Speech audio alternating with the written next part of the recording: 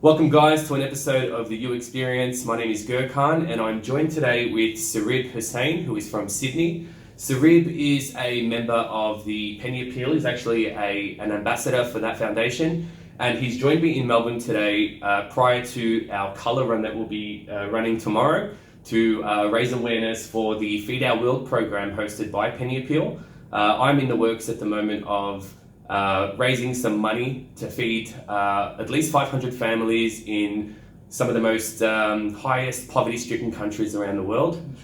Inshallah. And so I've got Sarib here with me today to kind of just talk about what he does, where he's from, the kind of work that he got into. He's done a lot of work in the Rohingya refugee camps and a lot of traveling involved in volunteering as well. And obviously being an ambassador for the Penny Appeal, he's quite involved in humanitarian work and putting himself out there and inspiring a lot of people through a lot of his work. So join us for episode 1 of this newly founded podcast and let us know what you think, and we'll get started.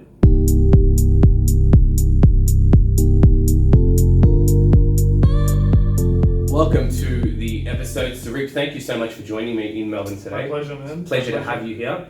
We're making do with what we have. This isn't the most fancy studio, but look, it's good to have you on board.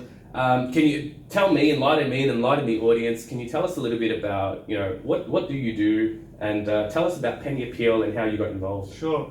So I'm a brand ambassador for Penny Appeal. It's an organization that believes in making a big difference with small change. That meaning itself and that motto has you can derive 2 meanings from it. One is that we are using less money to make a bigger difference around the world. So we have projects like Feed Our World, where every $2 feeds one family. And that's what you're participating in tomorrow.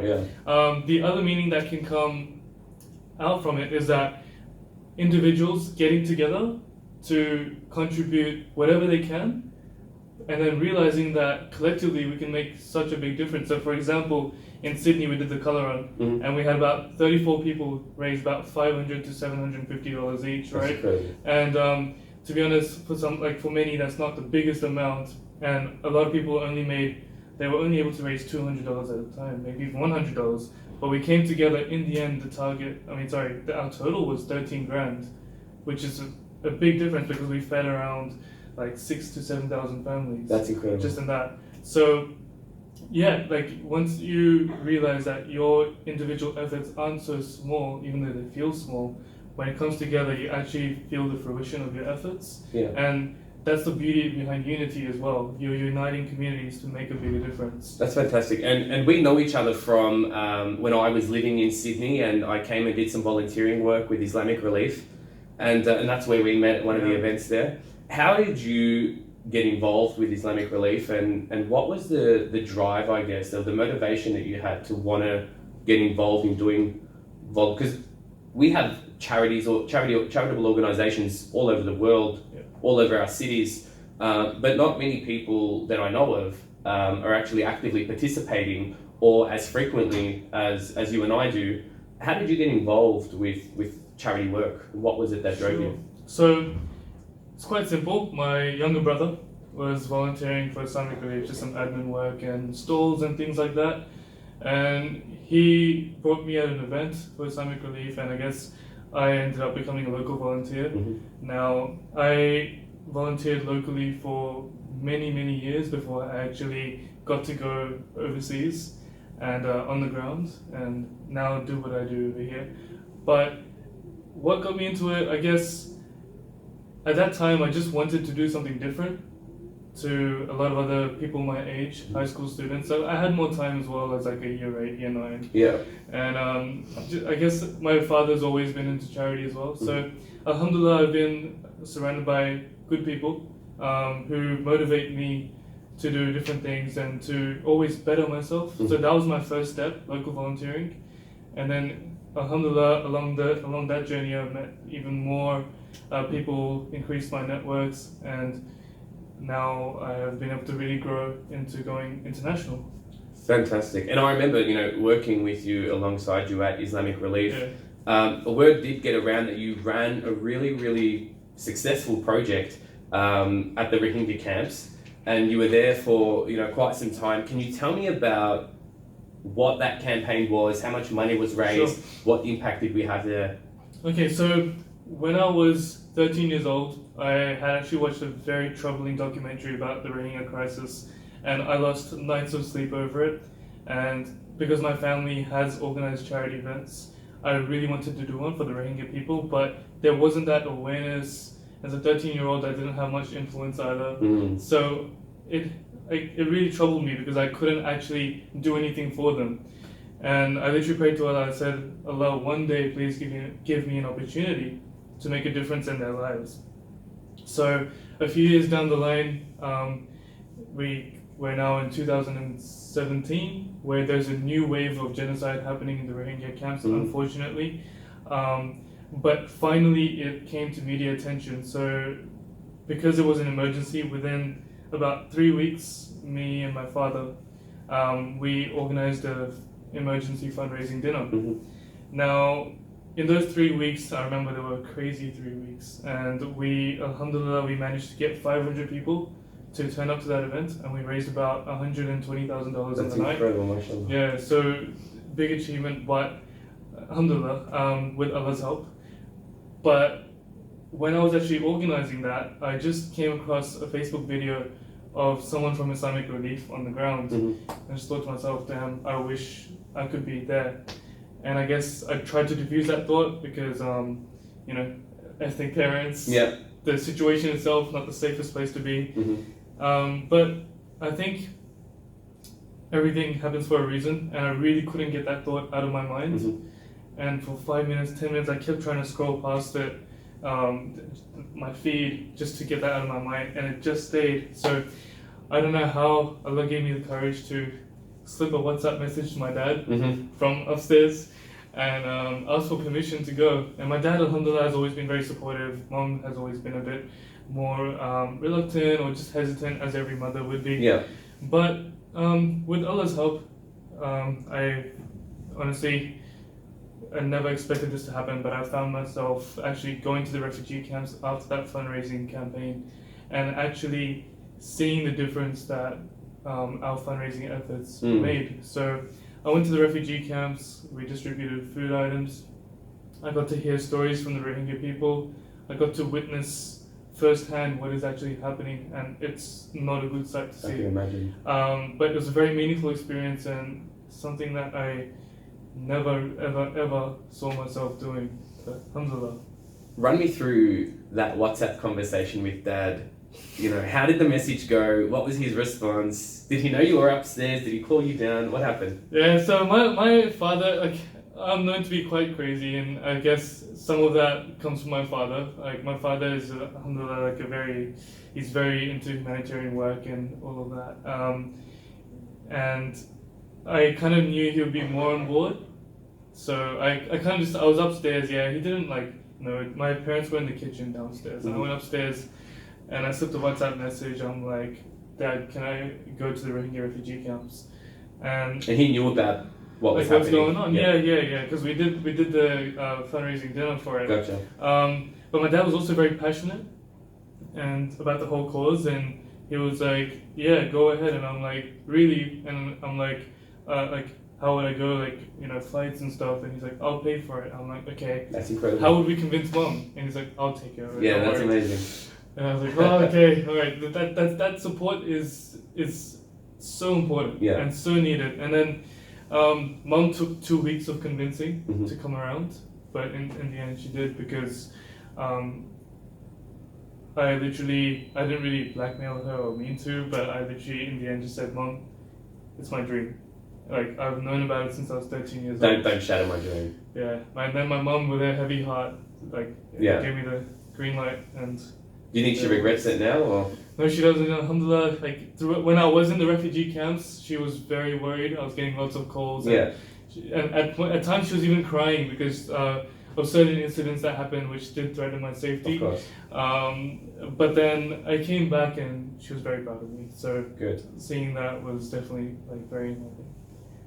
I want to kind of ask regarding, because it's quite inspiring that your dad was so supportive. Did you go as part of an organization? to volunteer? Which organisation was that? Yeah, so that's a question I get asked a lot. I was meant to go with an NGO from Australia, but because of the situation there, the crisis, the Bengali government wasn't allowing too many NGOs to go in. So they introduced this thing called a security clearance, and only only organizations like the UN and Save the Children were allowed in access. Mainly it was local NGOs. So the organization that I wanted to go with, which I wouldn't name, but they didn't get the security clearance, and I think most of my arrangements were already made. So I took that step where I prayed for Allah's help, and I went by myself. And I took a friend, we just went. How did you know where to go and what to do, and did you meet someone there? Or? Yeah. So when I found out that my trip was cancelled on behalf of that organization, it was actually very, very upsetting. For 2 hours, I was in the mosque praying to Allah to find me a way to go. Then Allah found me connections with NGOs in Bangladesh, local ones, who were willing to take me into the camps. Amazing. So yeah, I kind of linked up with them and I arranged my trip with them. Did you stay with a local Bengali family? I didn't. I actually they organized accommodation for us, so that was pretty good, alhamdulillah. Amazing. And they arranged our travel from the place we're staying at to the camps, and they even gave us a guide. So it was me, my friend Sarib, and we had a guide who was taking care of all of that. That is incredible, and I've seen a lot of the photos that you've shared of that experience, and it really did inspire me to want to do something similar as well. And I can imagine you have quite a following, on social media, and a lot of people would look at that and think to themselves, I want to do this as well, But as you know, there are a lot of challenges that you'll face, a lot of setbacks, and not everyone's parents are going to be as supportive, as yours. What are some things, because people have asked me this as well with regards to volunteering, what are some things that you think, we can do to allow our parents, or our guardians, or whoever's looking after us, to allow us to take, such a risk and go out there and give back to people? Very good question. I feel like sometimes there will be places that are very risky, and I totally understand that. Even I think that people shouldn't go to. Just when situations are so hot, it's probably better to take safer routes or go to safer places which still require your help, because I feel like there's a stigma, like going overseas is like, and volunteering on the ground is dangerous and things like that, but there's many places that are not so dangerous. For example, Cambodia, there's you can hit up orphanages in Pakistan, you can go to the Syrian refugee camps in Greece and Turkey, still relatively safer than Rohingya refugee camps. And if anyone was to get into Kashmir, which they can't right now, but those like boiling pots where there's so much conflict, but I feel like we shouldn't let that stop us from going anywhere and just staying local and living our robotic lifestyles. Not that all of us do, but I feel like something is better than nothing. These trips at the end of the day, they're helping people and they're meaningful for the individual themselves. So I feel like that's very important. And at the end of the day, if you're not going to be crazy and go to something like Rohingya refugee camps, at least go somewhere where you can help and be safe as well.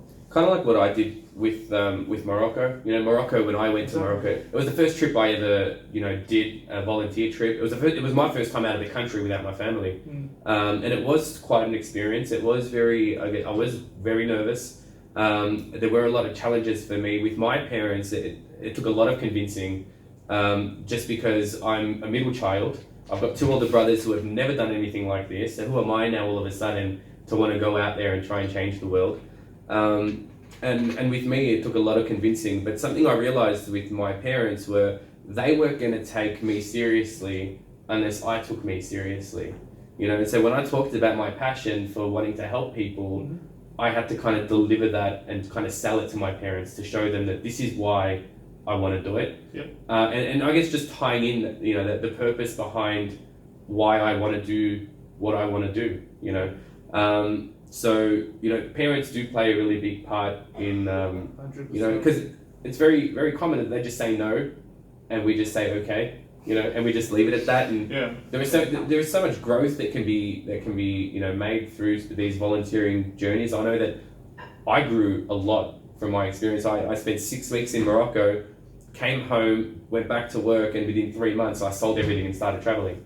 Mashallah. So that for me was it was a life-changing experience. How was it for you with the Rohingya? What changed when you returned? Oh, there were challenges settling back in from that transition from going to from going to that reality back into the first world, because I went to the Rohingya refugee camps, then I went to visit orphanages in Pakistan, and I came home straight away. It was like New Year's, so we went out to watch the fireworks. And then after that, I went with family on a luxury cruise to New Zealand, right? Now, I'm going from a place where children are eating insects to survive. And when I'm in Pakistan, a child knocked on the door begging, and I just got on a pizza, right? And I was about to eat that pizza, and I'm just like I looked at that little girl begging, and in her I saw all these kids I saw in the refugee camps. I saw a girl literally biting on a wood chip because she was so hungry. And I literally just gave my whole pizza. I'm like, I can't eat this. You feel guilty? With luxury, knowing that there are children in Rohingya and who are eating who are living off insects and wood chips. So. And there you are about to demolish your gourmet pizza. Honestly, I was so excited for that pizza as well, and my appetite died just like that. And then coming back to Sydney, where we go to watch the fireworks. I'm going with my friends, and how much money you spent on fireworks just for 10 minutes of entertainment. Yeah. But you don't want to ruin it for your friends either, because they haven't seen what you've seen. So you don't want to ruin that experience. So you have to really be silent, because I hate to be that person who would just because I've seen certain things, push my views and experiences onto it. Yeah, ruin their fun. So I also came back with PTSD. So I would find myself, when we were watching fireworks and stuff, I found myself wandering off without even knowing my friends group, just sitting alone, just thinking about everything, the fireworks, the money that's being blown. For those that hear that acronym for the first time, PTSD, run us through it. Post-traumatic stress disorder. It's alhamdulillah, I grew out of it. Yeah. Because my mum is a counselor, and she knew straight away. She detected the symptoms, and she sent me to a counselor. And I really appreciate that, because in our Desi community we have this very negative stigma around mental health. We think you're not normal if you have mental health issues. I had PTSD. I went to the counselor. I recognized it. I accepted it for what it was. Over time it got better, but in the beginning I was seeing nightmares. Even till today, I don't have PTSD anymore, but when I see mountain ranges, I remember the refugee camps. I literally visualize refugee camps. If you go to Canberra, there's all these mountains, and when I look at them, I literally just see myself in the refugee camps. And those images will stay with you, but they're also images that will have a very meaningful impact and also shape the way you live. Now, I don't live too differently. You'd think that I came from refugee camps, and I'm perfectly, I don't waste a grain of rice. I'm still not perfect. But that transition is something that I feel is pretty hard, because not only was there fireworks, but then we went on that luxury cruise where it was family, it was our family time. Yeah. And I didn't want to ruin that experience for mom by being mom, we shouldn't spend on. I'm not really that. I feel everything should be spent balanced out. And on that cruise was an all-you-can-eat buffet, and you can imagine the amount of food wastage I saw after coming from this environment, and how hard it would have been to stay quiet and not ruin the trip and push my views onto my family. So, but alhamdulillah, I do think I did that very well. And I think that transition was definitely a huge challenge for me personally. Yeah. Because you don't want to talk about it too much either, and make other people feel guilty, you're trying to guilt trip them as well. Yeah. But yeah. So I understand exactly what you mean, because I went through it as well. Yeah. and you come back a lot more self-aware. You're more conscious of where you're spending your money, and then you start comparing. Oh, imagine what I could do with this if I was in that country. 100%. How many people could I feed? You know, if I was. It is crazy. It's mind blowing. So self-awareness, for the most part, is definitely something. It also develops your worldview. Yeah. Yeah. Run me through, I guess, once you've experienced that, did you feel a drive to want to continue doing more of that kind of work? Is that why you're doing this? 100%. So when I was on the ground in the refugee camps, I literally, it's not always about you. It's definitely more about people that you're helping, but you benefit from charity work yourself as well.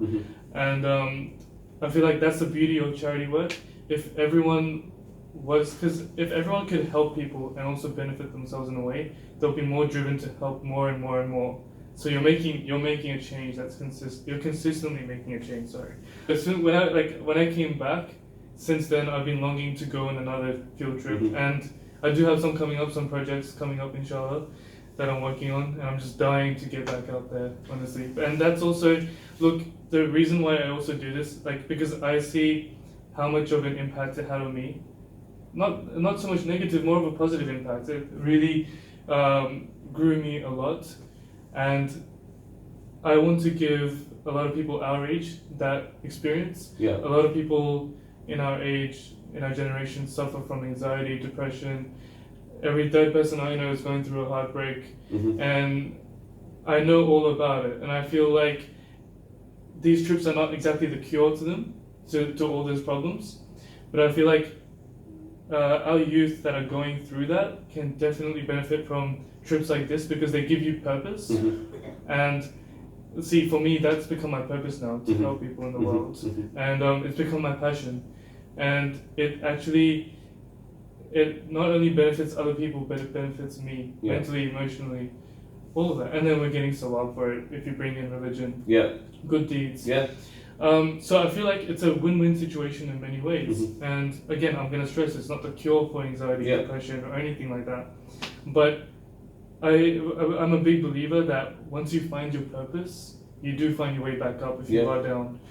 So I want to give a lot of people that opportunity, because it did work for me. Not that I suffered from anxiety or depression, but there were specific life events that I also went through, and I also picked myself up by doing charity. I agree with that, because I went through a very dark phase, when I was 18, 19 years old, and a lot of personal circumstances had changed, and I was in a very difficult position in life. And not to say I ran away from it, but I kind of went to find a purpose and explore the world and help someone else. And one of my previous guests on this podcast, he said that you're being selfish by being selfless. Right? Because as much as you are helping other people, you're actually helping yourself. 100%. And I believe in that so much, because it happened. When I went to a lot of those third world countries, and I volunteered, and when I was in Budapest and volunteering, and I was giving back to people, but I was gaining. And that was an incredible experience. A lot of people in our generation feel empty. And I feel like the solution to that is finding your purpose. It doesn't have to be charity. It doesn't have to be humanitarian work. It could be anything else. But for me, that's worked. And there's so many people that I've come across, who have literally been feeling so empty. But then I've been able to give them that opportunity to find their purpose through charity work, through helping others. And it's seriously done wonders. I used to say this one thing, and it's something that I started saying after I volunteered for the first time, because I saw the world, very differently from what we know growing up, and what we see and what we're surrounded by. And then you take a plane and you go to this foreign land that you've never ever seen before. And I was saying that we are a breadcrumb on the table compared to the rest of the world. 100%. And when you travel and explore, it puts a lot of things into perspective, and it made me realize, growing up in Australia, that we are blessed. I've seen people eating out of trash cans. I've seen people begging from door to door. I've seen kids come up and trying to sell me tissue boxes for money. I've seen that hustle and that grind. That not to talk bad about our poverty situation, but we have a government that supports us, that many people would dream to have. And it put a lot of things into perspective. And what it did for me was show me that, if I'm given these opportunities in this foundation to do good things for the world, why aren't I? you know, and that's what drove me to want to continue volunteering and participating in these, you know, charity events and the penny appeal stuff and the colour run and, you know, all the other events that we did with the World Literacy Foundation. Have you experienced anything that really, other than the Rohingya camps, anything that kind of shifted your focus and thought, hang on, you know, I really need to take advantage of the blessings I've got to make a difference in the world? Were there any events? Were there any events? Yeah, personal. Mm-hmm. But the biggest one was definitely Rohingya.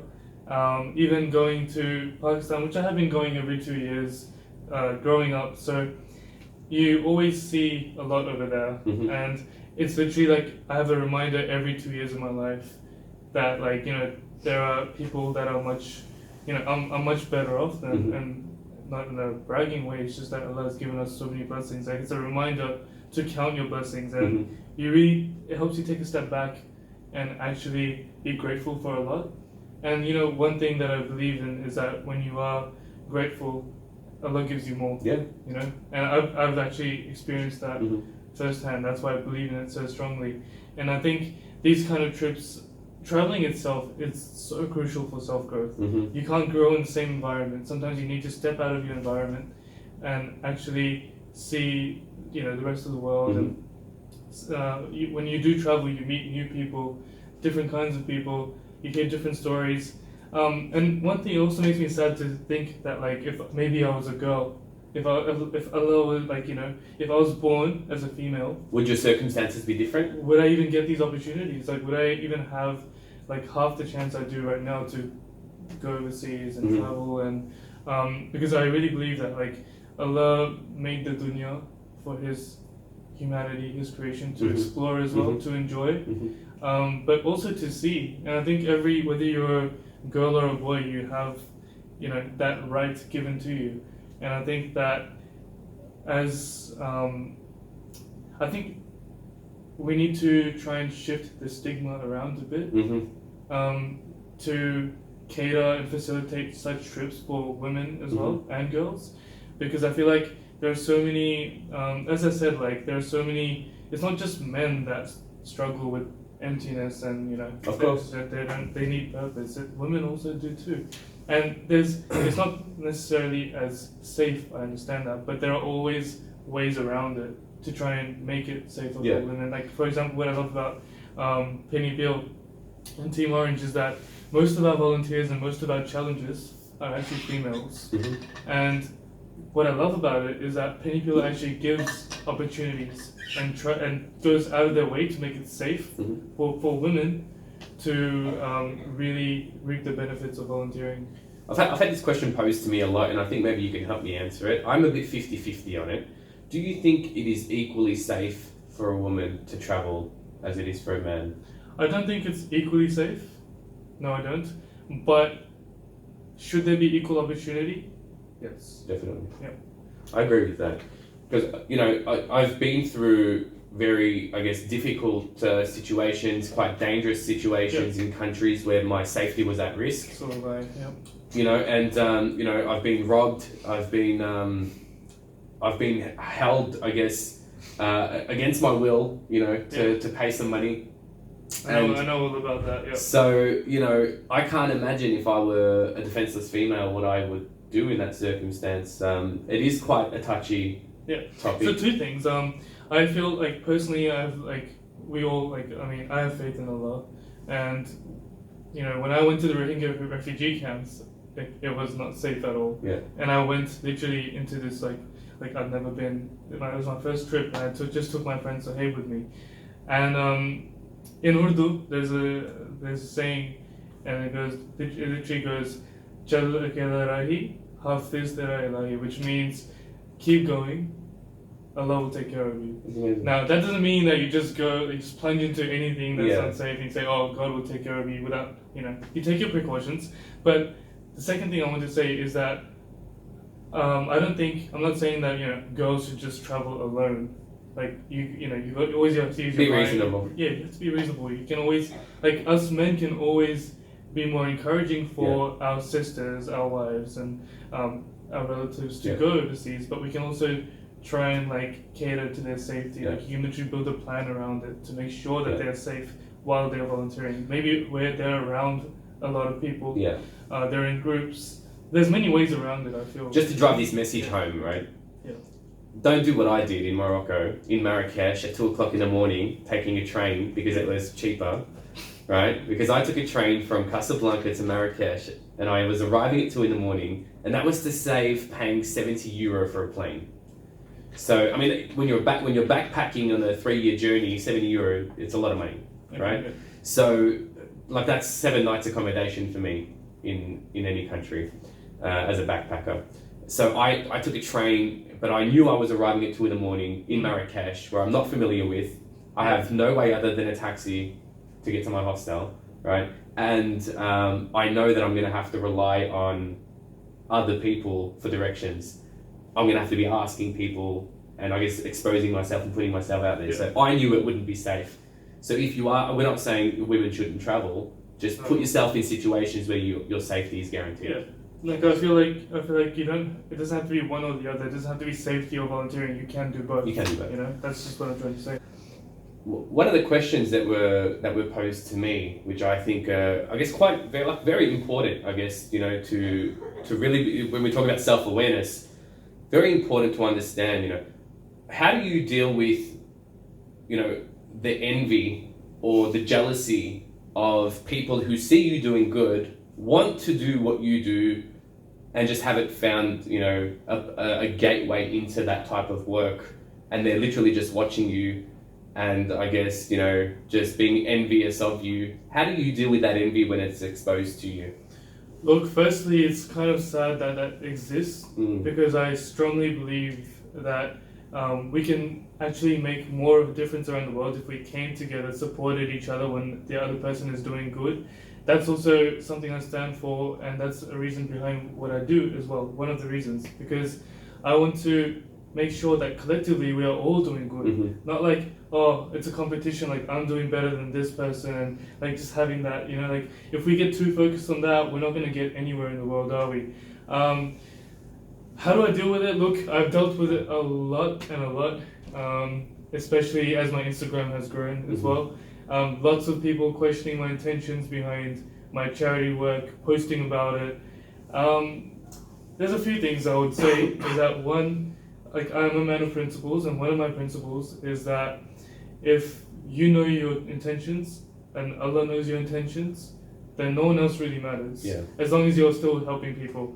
The other thing, which my dad used to say, and that is in Urdu, and I'll translate, don't worry, that is that kuch achhe kaam dikha ke karne or kuch achhe kaam chupa ke karne, which means show some good deeds that you're doing, and I'll touch on that, and also hide some of them.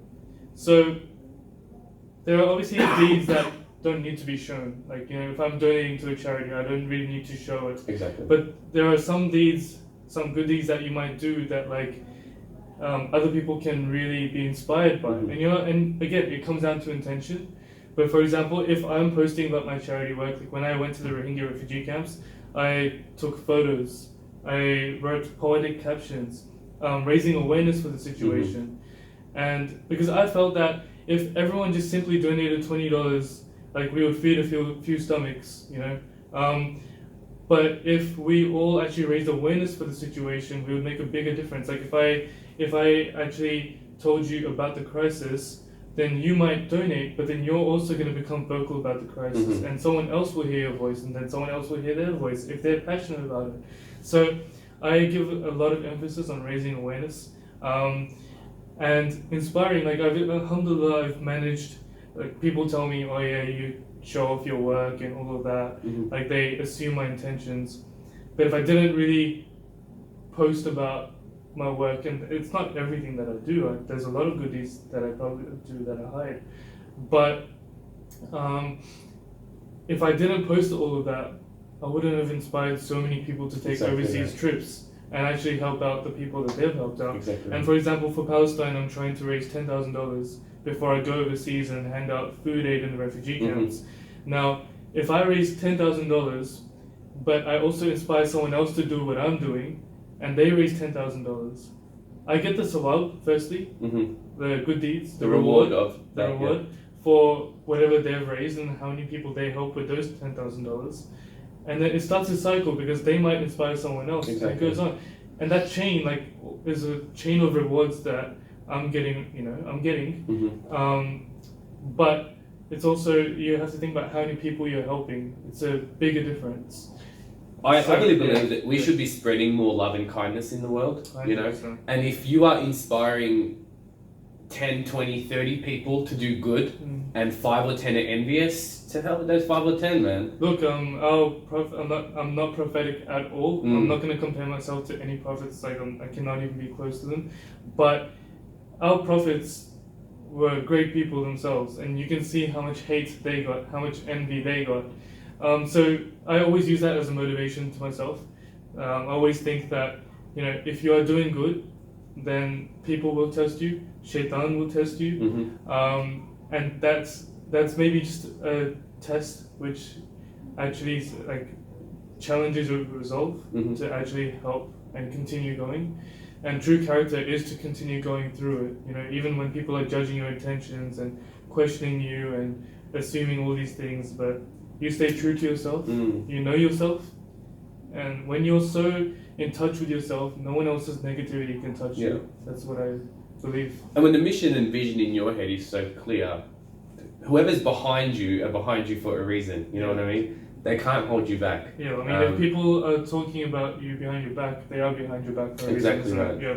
Exactly 100%. right. And what do you say? Do you address the people that you see have that sort of envy and talk bad? Do you address them, or do you kind of just let them be? I try not to entertain them too much. Yeah. I do.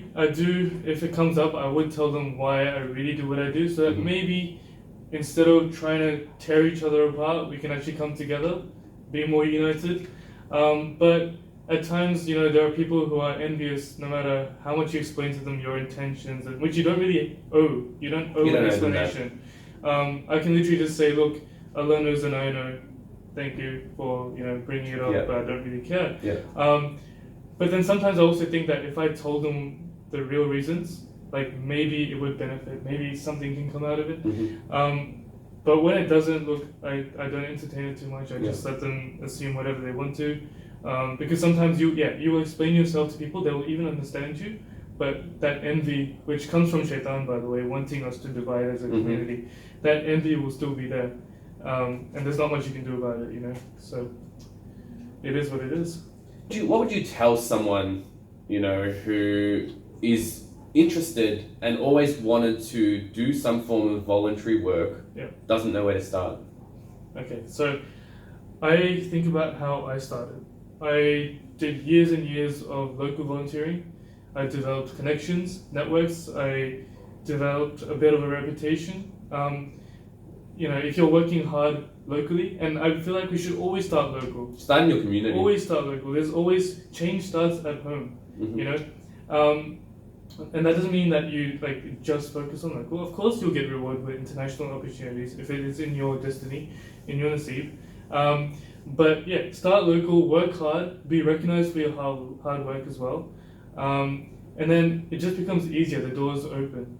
And if you really just want to fast track that process, I'm from Pakistan, so if a Pakistani came up to me, I would say, look, when you go back to your home country, Pakistan, find out about an orphanage, a local one, go visit it, spend some time with children, bring some smiles to their faces, and if a lot of us that do want to volunteer who have, backgrounds from countries that do have orphanages, like Australia doesn't, orphanages or refugee camps in their countries, I would say find a way yourself to go there and just get that under your belt, get the experience under your belt. There's no point of going to orphanages or refugee camps if you can't bring a change, even if it's just a smile, to the people that you're spending time with.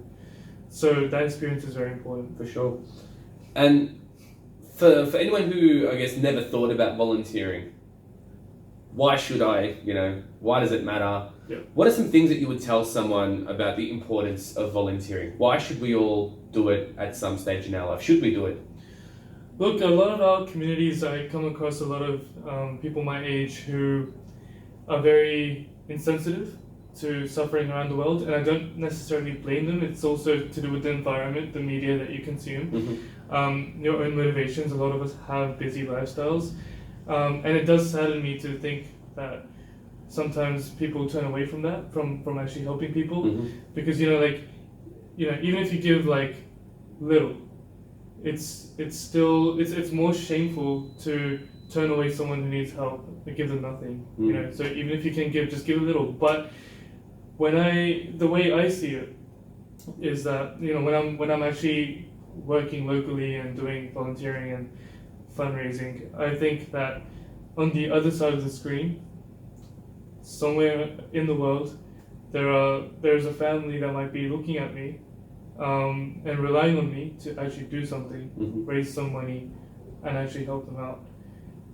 Now I ask myself, like, if a family was right in front of me, asking for food or something like that, would I reject them? I know they're not in front of me, but I know they're out there. Yeah. And it does sadden me that like some people still in today's world, it doesn't actually soften them enough to do something. And the biggest thing about volunteering or helping anyone, it has to come from you. Yeah. I can only, try and desensitize people. Sorry, not desensitize, sensitize people so much. In the end, it has to come from them. Yeah. So they have to go on their own journeys as well. They have to realize their importance. They have to figure it out themselves, with the help of people around them, like myself. Like I wasn't really too aware until my dad got me into it. My brother was volunteering locally, and then I met the likes of Jasmine Gondor, who's like a sister and a mentor to me. And then alhamdulillah, I'm surrounded with good people, and they helped me figure out the importance. They helped me get there, but it has to be done yourself. I didn't find the importance of it until I went and did it. Yeah. And then I came home and realized that, it was that experience that really changed my personal values and what I believe in, because I realized that I was born in a country that has a framework that supports me. Yeah. And my parents are from Macedonia. My parents are immigrants in Australia, right? Yeah. Had I been born in that country, would I have the same opportunities I do today? Probably not. And I feel like I owe it to the world to utilize the knowledge, the experience, and the value that I have to give to the world by doing these acts of kindness and helping people, regardless of who's envying or whatever. Right? So, when I went to Morocco and I saw these people, one kid came up to me, and I've spoken about this before, and he said, "Look, man, you changed my life. I've only known you for an hour that you spoke, but you've changed my life." Because he's seen something in me that no one else that he's ever seen in his country has given him. And it was this hope. Yeah. This hope you can achieve what you want, you can do. And if I stayed in my hometown because I was nervous and scared and I was a bit worried about being uncomfortable in foreign land. It's also about the comfort zone. Well, if I stayed in my comfort zone, someone else would be, deprived of the message that they learnt from me. And I just don't think that's fair to the world. All right, so a question that I really want to pose to you that's been posed to me before, when I did a lot of my fundraising, working at the National Australia Bank, I shared the post today actually, where we put 2,000 kids in Uganda through education. And that was an initiative that I ran from my hometown, right? But I wasn't physically there. But a lot of people have actually said, why do I need to be in that country? Can't I just donate money from here? What do you say to people like that, Oh, okay, so I really feel like I have a strong view on this, and I always tell people that you can sit your butt over here and you can donate maybe $20 and feed a child and fill their stomachs, but when there's people out there in the world and there's situations out there in the world like the Rohingya genocide, and then there's Palestine. For example, let's take Palestine. There are kids out there who, and I was reading about this, there are kids out there who are literally they've lost so much hope in life that they literally go towards Israeli settlements to try and provoke the soldiers there so that they can get shot. Because if they suicide, that's haram. So they see it as martyrdom, right? Now, if someone's not going to donate $20 and save that child's life, they can only do so much. It's restricted, is what I'm trying to say. You can feed their stomachs, but you can't give them a will to live. That will to live comes from your interactions on the ground. Say, if you were to go there, if you were to focus on educating these children or like spending time with them. And look, there's not like, I'm not saying that your interactions with them can just give them a will to live like that. It's not that easy.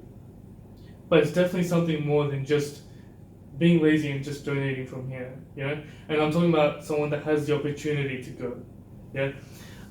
So you can't give them a will to live. You can't just give someone money and you can only fill their stomachs. But you change. Like, I literally believe that you can change the world one life at a time, and you can change lives one smile at a time.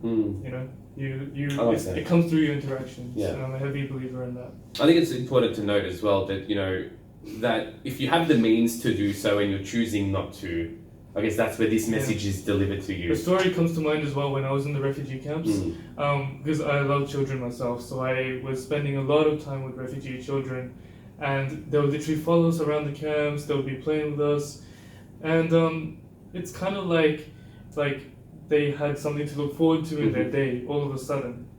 And I still remember the visuals very clearly in my head. One day we were going back, and we were leaving the camps, me and Sohail and the team. And I was getting in the van, and there were all these kids coming as they followed us everywhere.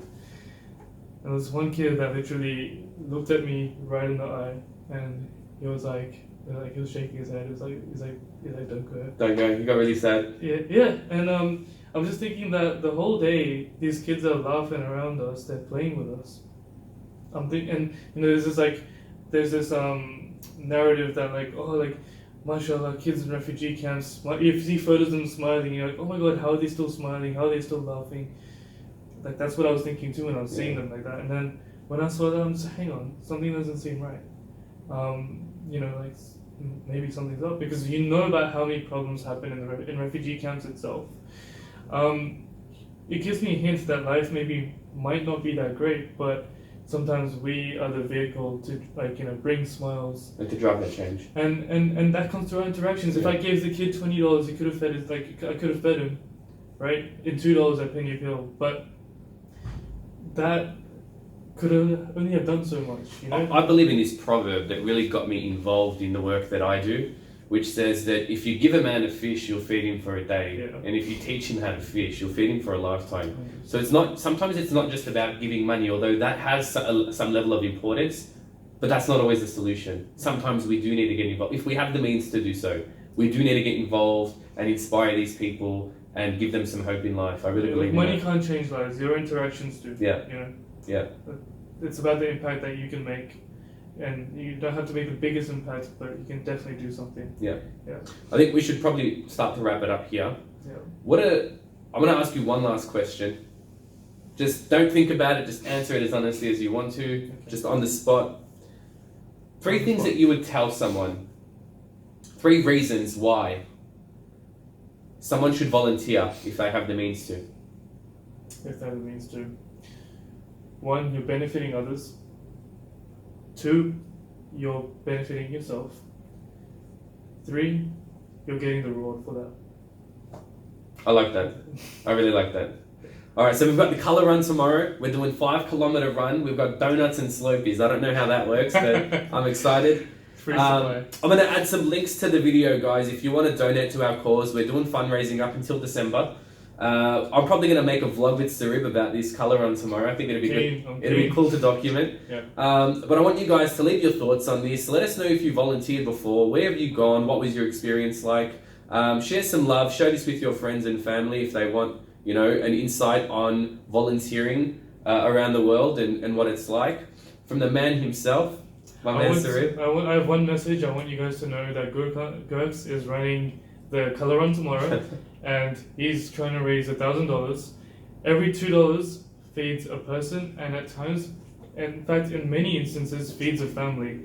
And all your donations are tax deductible, so please donate generously and help us make a change. I'm going to crop that, and that's my promo for tonight's video. Okay. Thank you so much. It's so nice to have you on board. Thank you, guys.